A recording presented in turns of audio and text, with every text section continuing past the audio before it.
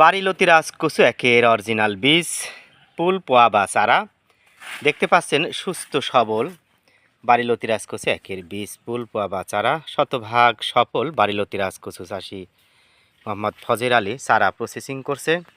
এইটা আমাদের বাড়িলতি রাজকচু একের ক্ষেত। এখানে মোটামুটি 33 শতক জায়গা রয়েছে। প্রিয় দর্শক, তো আমরা আসুন দেখি চারা, বিশেষ করে আমরা পাতা বা মাথা কেটে দিয়েছি। এই চারাগুলো যাবে সুদূর কুমিল্লা।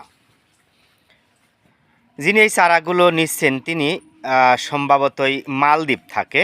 একাধিকবার তার সাথে কথা হয়েছে।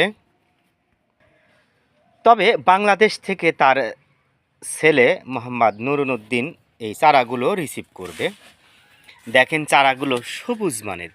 আমরা কার্যত চেষ্টা করি কোনো চারার গোড়া না কাটার। দেখেন সব চারা কিন্তু লতি থেকে উৎপাদন করা সবুজ মানের চারা। ইনশাল্লাহ এই চারা রোপণ করলে মোটামুটি 45 দিন অথবা 2 মাসের মধ্যে লতি কম বেশি তোলা যাবে।